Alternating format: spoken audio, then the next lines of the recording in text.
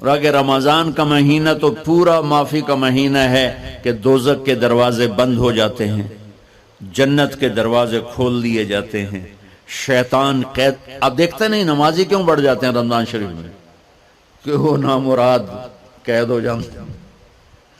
تو کسی کو زنجیروں میں باندھا ہو وہ چل تو نہیں سکتا، چھوڑ دو زنجیریں تو چل پڑے گا. تو اللہ تعالی ہم سب کی حفاظت فرمائے. کوئی دعویٰ نہ کرے، لیکن جو تھوڑا سا غفلت میں ہوتا ہے تو ایمان کمزور ہوتا ہے، انہوں تو شیطان بن کے جامع نہیں دیتے. جمعے جاواں گے، جمعے کئی جمعہ بھی نہیں پڑھتے، عید تے جاواں گے کوئی عید بھی نہیں پڑھتا. یہیں یہ ایک نگینہ سینما کے مالک نے بیان کروایا تھا اور اس نے بعد میں اس سینما کو گرا دیا. آج کل وہ کینیڈا میں ہوتا ہے. تو وہ سینمے کا جو تھا نا مینیجر، وہ میرے پاس آیا، کہا مولانا آج میں پہلی نماز پڑھی ہے. وہاں ہم نے مغرب کی نماز پڑھی، اس کے بعد بیان ہوا. بیان کے بعد وہ اتنا ہنگامہ ہوا کہ رش بہت تھا، تو وہاں نماز پڑھی نہیں جا سکے. ہم نے کہنے لگا میں چل رہا تھا میرے ساتھ ساتھ، مولانا آج میں پہلی نماز پڑھی. میں نے کہا کیا مطلب؟ کہا جی یہی کہ آج زندگی دی پہلی نماز پڑھی. ہوگا راؤنڈ اباؤٹ 40-45 سال کا. میں کہا پہلی نماز؟ ہاں جی پہلی نماز. جمعہ پڑھے؟ نہیں کدی نہیں. عید؟ نہیں کدی نہیں. آج پہلی نماز تواڈے پیچھے پڑھی ہے. شیطان جب قید ہوتا ہے تو زنجیریں کھل جاتی ہیں تو نمازی بڑھنا شروع ہو جاتے ہیں. اس کے بعد جو گھٹتے ہیں نا تو شیطان کی وجہ سے نہیں، اپنی عادت اور سستی کی وجہ سے.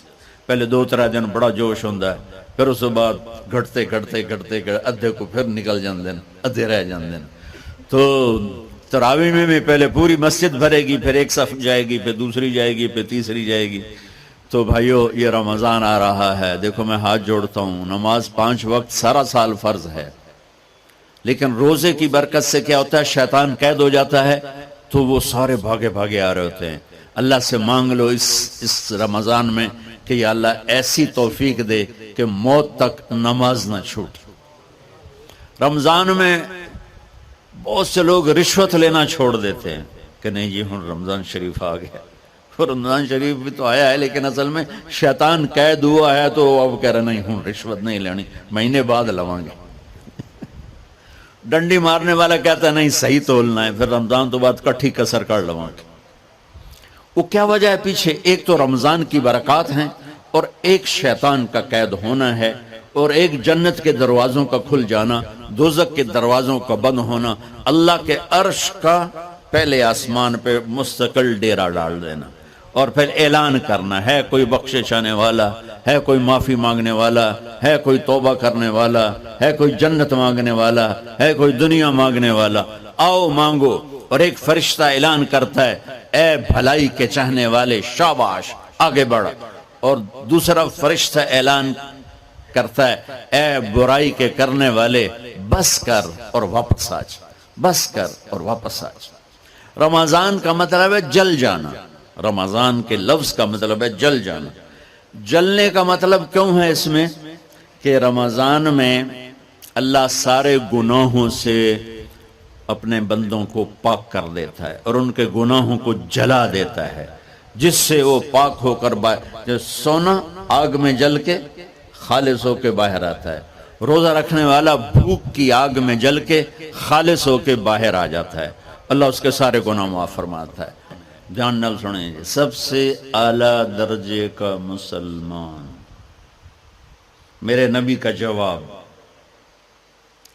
جو سارا دن مصلی پہ بیٹھا رہے، جو ہر سال حج عمرہ کرے، جو مسجد سے نہ نکلے، جو رات کو قرآن پڑھے، دن میں روزے رکھے.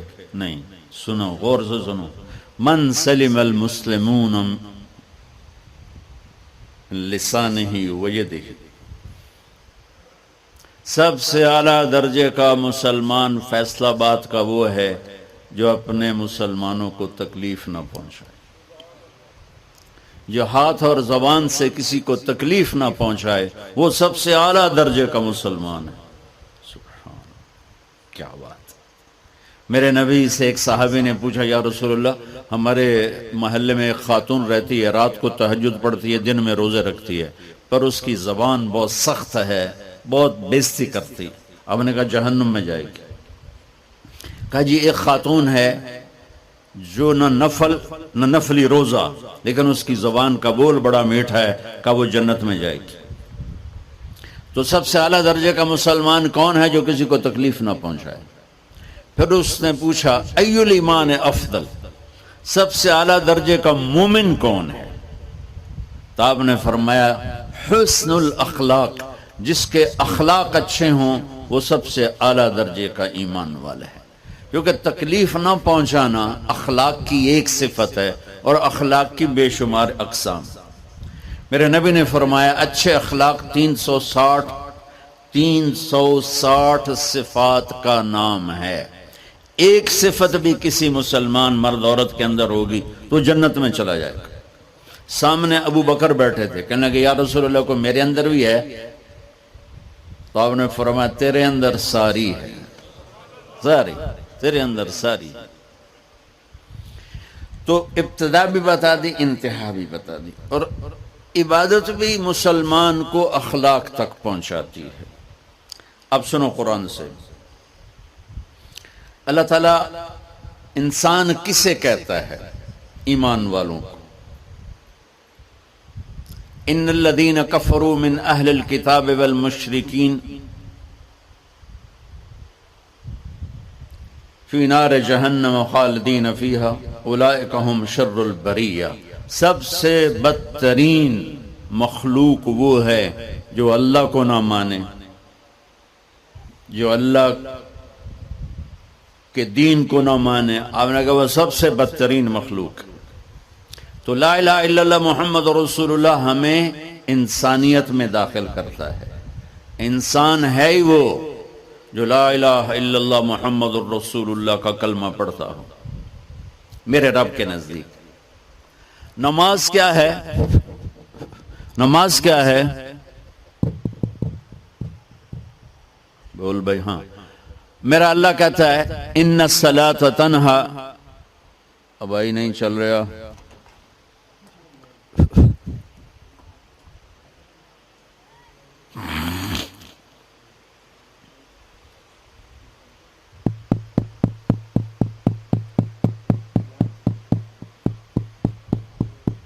تھوڑی آواز ہے. نماز کیا ہے؟ ان الصلاۃ تنہا عن الفحشاء والمنکر. تم نماز پڑھو، یہ تمہیں بد اخلاقی سے بچائے گی اور یہ تمہیں گناہوں سے بچائے گی.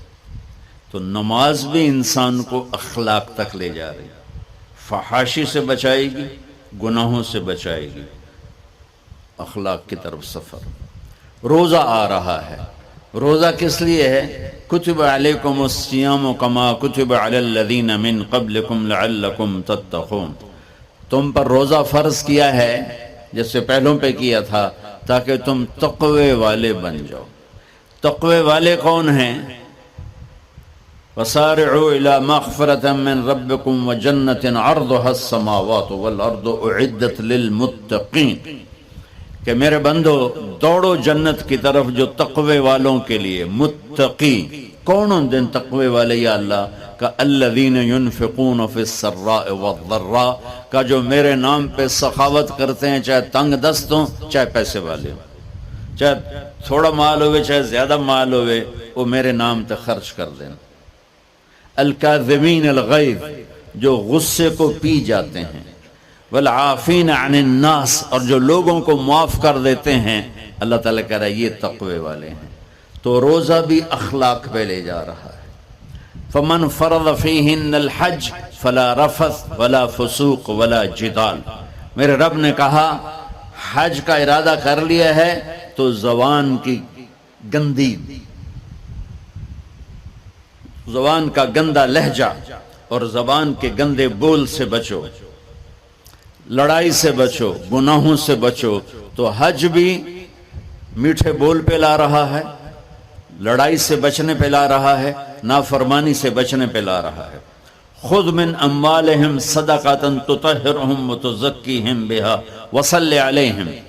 میرا رب فرما رہا ہے میرے محبوب ان سے زکوٰۃ لیں اور ان کو پاک کریں اور ان کا تزکیہ کریں، ان کو ایک اچھا انسان بنائیں۔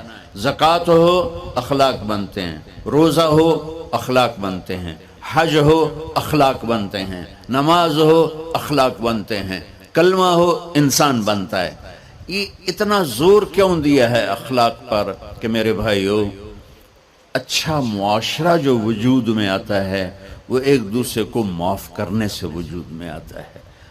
مسجد نماز کے لیے ہے، اور نماز ایک انفرادی عمل ہے جو کر کے میں گھر چلا جاتا ہوں، دفتر چلا جاتا ہوں، پڑھوں نہ پڑھوں، نہ پڑھنے کا گناہ مجھ پر، پڑھنے کی نیکی مجھ پر۔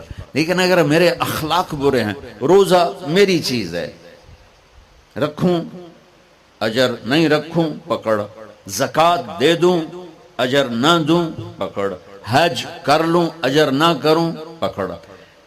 صرف میری ذات سے کے گرد ہے نماز بھی، روزہ بھی، حج بھی، زکوٰۃ بھی۔ لیکن برے اخلاق جتنا معاشرے میں میرا اثر ہے وہاں سب تباہی پھیلا دیں گے، اور اچھے اخلاق جتنا معاشرے میں میرا اثر ہے وہاں خوبصورتی کو پھیلا دیں گے۔ عبادت چھپ جاتی ہے۔ میں نے فجر پڑھی ہے کہ نہیں پڑھی آپ کو پتہ ہے؟ بولو، آپ نے پڑھی ہے یا نہیں پڑھی مجھے کوئی پتہ ہے نہیں ہے۔ لیکن یہاں بیٹھ کے اللہ نہ کرے میں فرقہ واریت کی بات کروں، آپ سب کو پتہ چلے گا کہ نہیں چلے گا کہ مولوی اگلا رہا ہے؟ اور یہاں بیٹھ کے میں محبت کی بات کروں تو آپ کو پتہ چلے گا کہ نہیں چلے گا کہ یہ محمد مصطفیٰ صلی اللہ علیہ وسلم والے اخلاق بتا رہا ہے؟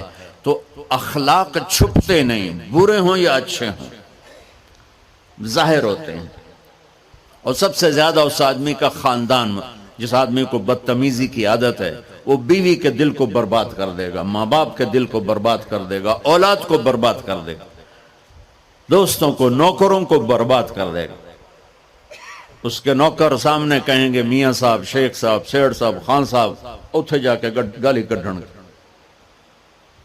اور جس کے اخلاق اچھے ہوتے ہیں وہ اپنے گھر کو خوبصورت بنا دیتا ہے، رشتوں کو خوبصورت بنا دیتا ہے، ملازموں کو خوبصورت بنا دیتا ہے، اپنے کاروبار کو، اپنی زندگی کو، ہر پہلو اس کا خوبصورت ہو جاتا ہے۔ اچھے اخلاق لباس کی طرح ہیں جو میرا ہر عیب چھپا لیتے ہیں، اور برے اخلاق ننگے آدمی کی طرح ہے جس کا ہر عیب سامنے آ جاتا ہے۔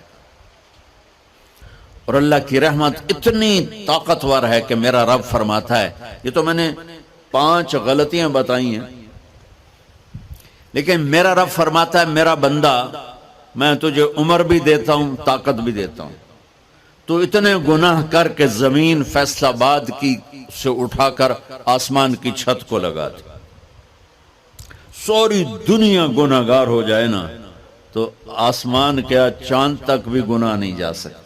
اور میرا اللہ کہہ رہا ہے ایک مرد عورت اتنے گناہ کرے کہ آسمان کی چھت کو لگا دے، پھر صرف ایک دفعہ مجھے کہے یا اللہ معاف کر، تو میں سارے ہی معاف کر دوں۔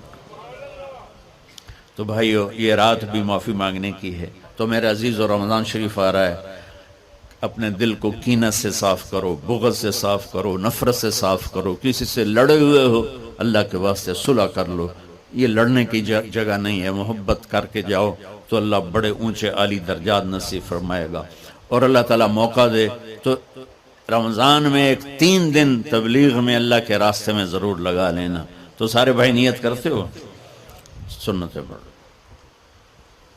اللہ نے زکوٰۃ فرض کی ہے تو زکوٰۃ نکالو۔